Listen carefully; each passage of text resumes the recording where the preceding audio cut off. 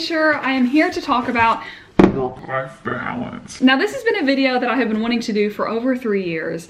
I just haven't had the courage to sit down and film it because there are going to be some touchy subjects. I'm going to step on some toes, and I do not intend to, but I do want to be very honest on my opinions and just from what I've experienced in the workforce. And I've worked professionally as an accountant CPA for over 7 years now, and I've just gathered a lot of just analyzation of people and learned a lot along the way. So that's what this video is going to be about. I hope that if you clicked on it that you're hoping to improve on some work-life balance techniques, you're wanting to learn some tips and tricks, or just what works for somebody else. What works for me and it may not work for you. And also, obviously, everything I say is my own beliefs, my own opinions. You have to take it with a grain of salt because everyone's job, everyone's life, everyone's family, everything's just different. So everyone has a unique experience. But as we're doing this video, I'm going to build a birthday gift. So we're gonna be multitasking a little bit. So if you can guess what this is, it's a really cheap, fun birthday gift that I love to do when I really don't have an idea of what to get the person. So I have a birthday party we're going to tomorrow, so we're gonna build her a gift. So before we get started, I want you guys to think about what your life priorities are. Like, rank them from your spiritual journey, your family, work, hobbies, your kids, your dog, whatever it may be. And if work is at the top, maybe you're in a career building season. Maybe you're getting out of college, you're in your first year of your career. Maybe you really need a promotion to help your family pay the mortgage. Maybe finances are tight. But is this really a season? That's kind of the question I want to ask myself, because we keep calling them seasons and we work 110% for like years on end, and then we experience burnout and fatigue and our family is suffering. And you just have to be real with yourself on, is this really a season or is this becoming the new reality? And that's where balance really needs to take place. Have you wrapped up your identity in your job? And you may say, oh no, absolutely not. But think, if you got fired tomorrow, Monday morning, would you feel completely worthless and just a failure as a human being? I mean, you're failing as a provider, you've let your family down. I mean, it's gonna suck. No one wants to lose their job. But I want to remind everybody watching this video that you are more than your job. Whether you're funny or creative or a good steward of the Lord, you are more than what you can provide at your job. What else I done? I think the quicker that you can learn that you're a husband first before you're an employee, that's really step one into kind of hacking a work-life balance and just kind of healing that part of yourself. Because at the end of the day, your family's gonna be there and they are relying on you as a provider, but they love you no matter what. They love you for your personality and your care and your attention more than they love you for what you do Monday through Friday. Gosh darn it, put this on crooked. If you consider yourself a workaholic, chances are this stems from childhood. Whether you watched your parents put work above the family, and maybe that's admirable. That's probably something that was very important for your family. Or maybe like all of your accomplishments as a choir student, maybe you got celebrated and you felt the love from your parents based on the solo that you got in the next performance, or the touchdown that you kicked, or getting straight A's on a report card. Therefore, you felt like your value was tied to what you're able to accomplish and not who you are outside of those accomplishments. That's not something you can just wake up one day and decide, okay, I'm going to change my entire way of thinking that's ingrained from childhood. That's definitely a healing journey that you would need to work on separately with yourself. And I think awareness to this issue of this being a problem that you've dealt with for a long time is really the first step. If you're in denial that you have any workaholic issues, but you really do, then you're never going to seek a balance and really work on yourself to get there and heal from some of those childhood problems that you've had. Oh my gosh, you guys, I just realized we did this upside down. And if you're the go-to person at your job where people contact you all hours of the night knowing you're going to stop what you're doing to get things done, you're probably seeking validation in the wrong area of your life. And maybe you're having marital issues, maybe you're having in-law troubles, maybe your kids are off the wall and crazy, maybe you're having health issues, and work is the only thing that you have control over, so you just pour yourself into work because it makes you feel better that you're getting things done in an accomplishment when in other areas of your life you can't. But if that's the case, do you really think working really late on Wednesday night is going to help your marital issues? Do you think that your kids would be just as crazy if you were home more and showed them more attention? They might be rebelling because they haven't seen you as much, or they don't see your care and emotional support, and they just want you present in their lives more. I'm not a parent, so I can't speak on that. I'm gonna stop right there. But I have been a kid, so I have that part experience. And I really do feel sorry for the people that drop everything anytime someone asks them to do something on, like, you know, Sunday afternoon or really late Friday night. Not because they don't have a life, but it's because they're putting the other important things in their life on hold for work. They have put work above everything else to stop what they're doing. And that just makes me sad because I've been there. Like, I've experienced that, and it really just makes you think. And also something I've learned working specifically in the accounting world is that 99% of the time when someone says this is an emergency, it's not an emergency. No one's life is in danger. Work will still be there the next work day. Like, yes, there are deadlines that are important. A lot of them are just wannabe deadlines just to make everyone feel better that things are on time. The world is not going to crash and burn if you don't get this done by that exact deadline. But that's a whole other conversation. Or maybe you're wishing your spouse respected your work more and you're wanting to feel more important, or just have them realize how important you are at work. But working more and more time away from them is not going to help that. You're just going to build resentment and build a wedge in between yourselves. I'm a single person. I'm not married, but I am in a serious relationship with somebody else that's very busy at work, and we've had our own conversations on how to balance both my job, his job, the time apart, because he travels a lot for work, and that is hard for us. So it's going to be a whole life work in progress. We're never going to master it and be like, wow, we've really figured out this work-life balance thing. It's definitely a journey and a conversation. Some steps I'd like to mention on how I just keep myself in check with work-life balance is, I think, kind of an obvious one, but giving 100% of your effort while you're at work, not slacking off, not going down the gossip mill, not taking 2-3 hour lunches, but giving 100% at work and giving 0% when you're off work. And that may sound ridiculous and like a slacker. And there's going to be busy seasons. I'm in one right now at work, and we're about to get busier and busier, and I'm going to be working a lot of hours for the next few months. But that's not sustainable to be doing for year after year after year. But in 2022, I experienced like debilitating burnout, and I literally could not make myself get work done. I was such a slacker, and that is not like me, y'all. I do really good at my job, but it was my brain's way of giving me balance. And our American culture has really hurt this, because salary, there's no clock to say when you're off the clock, don't work. And there's no really true guidelines in place. Salary means you just have to work until you get your job done. It's definitely not a 40-hour work week. That's what I've learned. But you have to have self-respect for yourself, and knowing that you did a good job Monday through Friday, and give yourself a break on Saturday and Sunday. If you don't, your brain is never going to get to rest, and you're just going to be like slogging through the week. You're just going to be a slug, and you're not going to bring your best foot forward during the week when your company needs you the most. And then you're going to feel guilty because you slacked off during the week, and then you're going to need to work on the weekend to make up for it, when if you would have disconnected to begin with. If you do need to work off the clock, off the hours, set a timer on your phone. Set like a 2-hour timer and do really productive, good work for 2 hours, and then log off. And then maybe you need to come back later and do another hour or 2 hours. But take those breaks in between. It will be productive.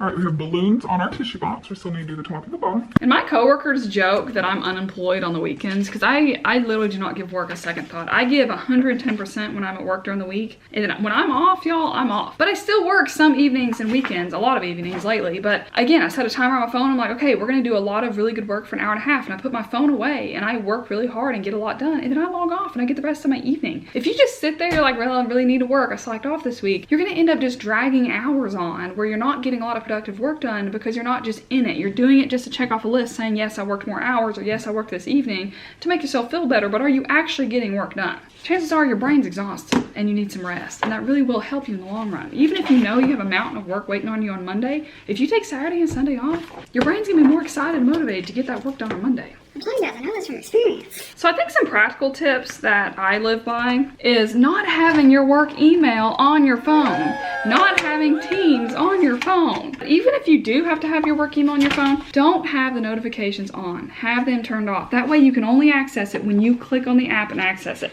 And don't just wake up Sunday morning and check your work email. Don't do it for fun. This isn't social media. This is, you need a break with your brain. And chances are, y'all, this doesn't work for every company, but if an emergency arises, you will be contacted. Somebody will call or text you on your cell phone to let you know that, hey, there's an emergency deadline. We need your signature in the next 10 minutes to send this off. If it's a true emergency, they're gonna contact you. I think another important thing, y'all, is just having a hobby. And I know you guys laugh at me because I have so many hobbies, but having something you look forward to at the end of the workday, whether it be a TV show, a coloring page, a new recipe you wanna cook. And if you're too exhausted to get to do the things you love, then again, your priorities are out of whack. If you love to go fishing more than anything, but you are so drained from work every week that you never get to go fishing, y'all, reassess your life priorities there. Having things physically on the calendar to look forward to is also key. I think like weekly things, like I'm on a kickball league every Wednesday, that's something that I have to leave work for to go to kickball. And now I do log on to work after the kickball game, sometimes I have to, but I'm still completely free and disconnected during the kickball game. All right, we've opened the Kleenex box. We're gonna pull all these out. But maybe you have like church responsibilities on Sundays. Maybe you have a softball league that you play on, or maybe you have a board game, Dungeons and Dragons once a month. Whatever it is, have things on the calendar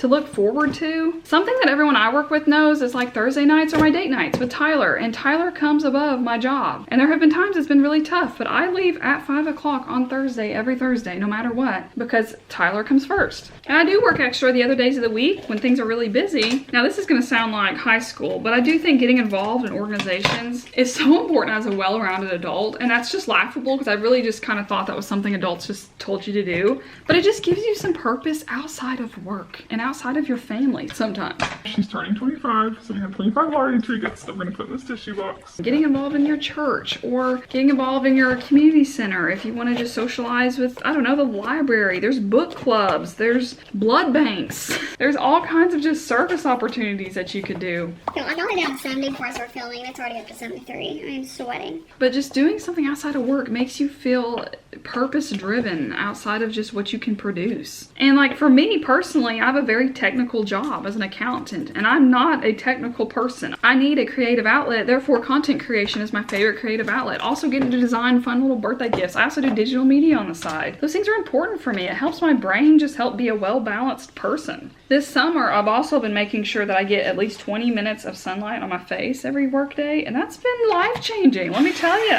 Who would have thought there was something about that? That vitamin D you just need. It lowers the cortisol levels in your brain. So does working with your hands. That's my next point I wanted to make. Scientifically proven, when you work with your hands and you're off of a screen, your cortisol levels, which is the stress hormone, those get lowered. Whether you garden or you like to cook or you want to go fishing or go play in the mud or pull some weeds, you can do a jigsaw puzzle, whatever it is, working with your hands reduces stress. And that's something that I actively do every day after work. When I'm logged off, I do something with my hands, and it really has made a difference for me. Something that also works for me is when I'm overthinking, especially at night. I've really struggled with insomnia my whole life. But something that has helped me tremendously is journaling your thoughts that are overwhelming your brain.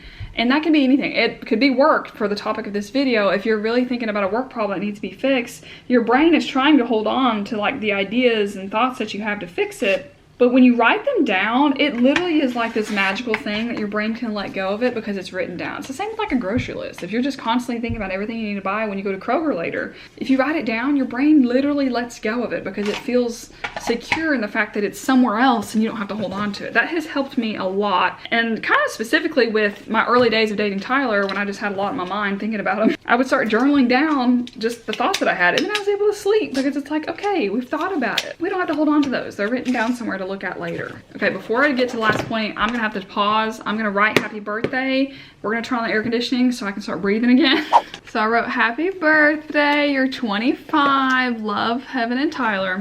We're gonna print some photos to put on the other two sides. And then we'll put these two photos behind some red background. These are two different reds, but they'll be on opposite sides of the box. You won't be able to tell. The last point I want to make, and this is something, if you walk away, don't remember anything about this video, don't believe anything I say, that's fine. But if you are spinning your wheels doing something at work, But this is annoying with the sound of the printer. It's printing out our test sheet. setting a timer on your phone to spend that productive, uninterrupted time is so important.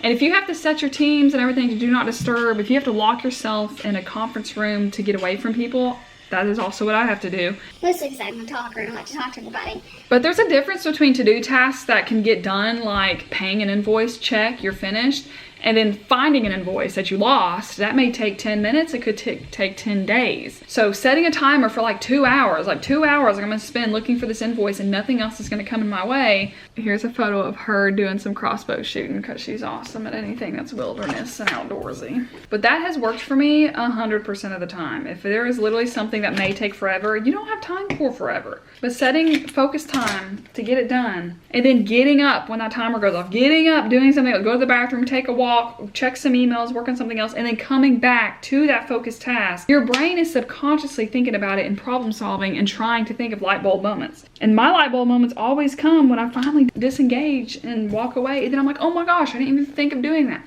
That literally happened this week with something. And it was an amazing feeling. I finally figured it out. I would also recommend doing this, like I mentioned earlier, on your off time. If you're working on the evening, set a timer on your phone. Be like, all right, I'm working another hour. Get as much done as you can in that hour, and then log off. And I think a lot of people, like Saturday morning, you don't have any plans. You're like, well, I do have a lot of work I need to get done. Let me just go ahead and log on to work. Next thing you know, it's 4 o'clock on Saturday. You spent your entire Saturday working. Instead of being like, you know what, I don't have any plans Saturday. Let me set 2 hours to get some work done, you know, to alleviate your stress for Monday. And if y'all's brains work like mine, if you have 4 hours to get a task done, it will take you 4 hours to get that task done.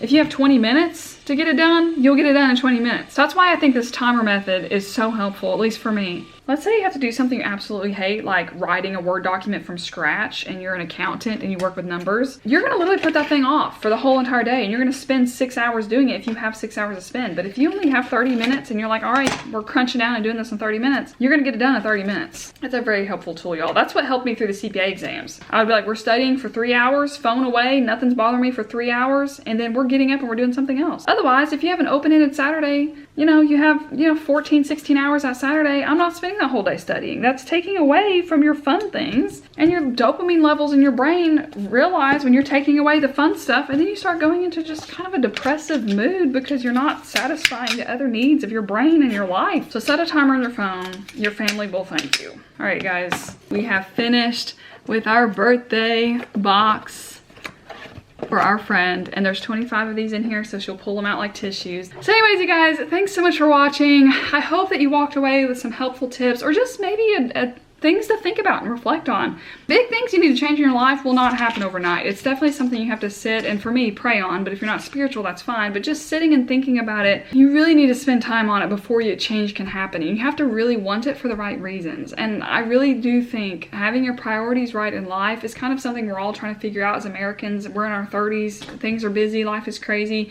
Everyone expects everything out of us. It's hard to prioritize those things. And if you're a people pleaser, that's even harder. I can't relate to that. I'm not a people pleaser, but I'm a heaven pleaser. I want to make sure that I have things in order and I meet my own expectations, and I'm really hard on myself. But having those boundaries in place goes a long way, and it really is the first step of making change happen. So thank you guys so much for watching, and I will catch you guys next time. Goodbye.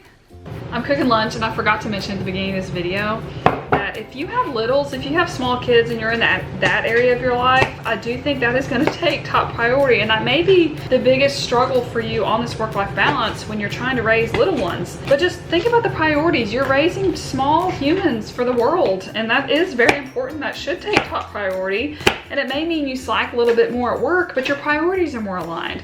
And if you're struggling internally with just like, I'm not doing my best at work because I'm trying to be a good dad or a good mom, you're not failing. I just want to remind you that being a mom, being a good dad comes first. You can get fired from your job, but you're not going to get fired from being a dad. So I just want to throw that tidbit in. I can't speak from experience, but I do think everyone says the hardest period is when you're raising small children. And that's just, I think, kind of a reality check of where your priorities are being compromised a little bit. But I would argue too that just starting out from your career out of college was a really hard time for me, just because you don't really know anything yet and you don't know how to balance everything. You're trying to figure out how to clean your house, take out the trash, take care of your dog, you know, do your chores, cook a dinner, eat, study for the CPA exam, all while trying to maintain and figure out a new career that's foreign to you. So there's just hard seasons all throughout life, but it all comes in seasons, guys. I just wanted to end on that note because I forgot to mention it. I'm literally about to eat green beans and eggs for a lunch, so we don't all have it together.